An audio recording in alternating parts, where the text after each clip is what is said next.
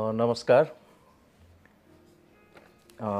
चिया कविता पुरस्कार तेस्रो पल्टको यो जस चाहिँ विश्व चिया दिवसको अवसरमा 21 मईको दिन दिइन्छ र यो वर्ष पनि 21 मई आइरहेको छ। अब 1 महिना जति रह्यो, 1 महिना पनि छैन र त्यो दिन दिइने यो तेस्रो चिया कविता पुरस्कारको लागि आज हामी यहाँ भेला भएका छौँ। चिया कविताका दुई कोअर्डिनेटरहरू यहाँ हुनुहुन्छ। अरू हाम्रो यहाँ बहिनी कवि Louis Bisht, press club of सिक्किमका अध्यक्ष भीम रावत, कवि भाइ दावा युञ्जन र हाम्रो पत्रकार समीर नुगो हुनुहुन्छ।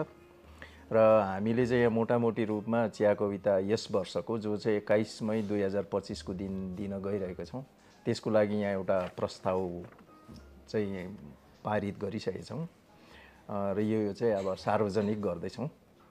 र यो पुरस्कारको यसपालिको पुरस्कारको सूचीमा चाहिँ यहाँ 10 जनाको नाम आएको छ। त्यसमा सबैको सहमति मुताबिक चाहिँ 1 जनाको नाम चाहिँ हामीले यसमा पारित गऱ्यौँ र सर्वसम्मतिले, र उहाँको नाम हो श्री मनदीप लामा। मनदीप लामा उहाँको योगदान अब हेर्नु पर्दाखेरि पहिल्यैदेखि अब 1970-80 को दशकदेखि जति बेला उहाँहरूले क्याडोस चलाउनुहुन्थ्यो सिक्किममा, त्यहाँदेखि नाटकहरू गर्ने, सङ्गीतहरूका कार्यक्रमहरू गर्ने र त्यस बेला उहाँहरूले गर्नुभएको नाटक रक्तिम रात चाहिँ धेरै प्रसिद्ध पनि भएको थियो। र त्यसपछि आएर धेरै वर्षसम्म अब हाम्रो मनदीप लामाज्यू लेखनमा विशेष गरी अङ्ग्रेजीमा लेख्नुहुन्छ र यो चाहिँ उहाँले नेपाली टु इङ्ग्लिस चाहिँ धेरै ट्रान्सलेसनको कामहरू पनि गरिसक्नु भएको छ र पोहोर मात्रै उहाँको नयाँ एउटा किताब आएको छ जो चाहिँ धेरै मोटो पनि छ। र त्यसरी अब फेरि उहाँको अर्को ट्रान्सलेसनको धेरै कामहरू गर्नुभएको हुनाले अब त्यो किताबहरू पनि आगामी भविष्यमा प्रकाशित हुँदैछ भनौँ।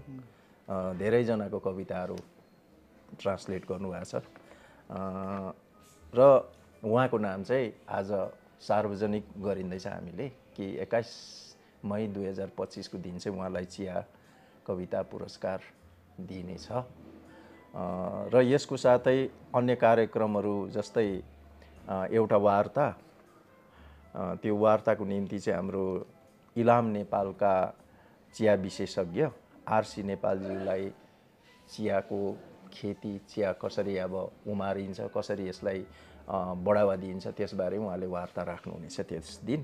र नेपाल, सिक्किम र दार्जिलिङ भारत, सिक्किम बाहेक दार्जिलिङ कालेबुङका कविहरूले पनि यसमा कविता पाठ गर्नेछन् र त्यस दिन कुनै एक महत्त्वपूर्ण अथवा त अलिक कुनै साहित्यका विशिष्ट व्यक्ति, समाजका विशिष्ट व्यक्तिले यस पुरस्कार चाहिँ हाम्रो मनदीप लामा ज्यूलाई हस्तान्तरण गर्नुहुनेछ। पुरस्कार राशि चाहिँ 15,000 रुपैयाँ नगद, साथै त्यसको नगद पुरस्कारसँगै चाहिँ दिइने चाहिँ स्मृति चिह्न र सम्मान पत्र पनि छ। धन्यवाद।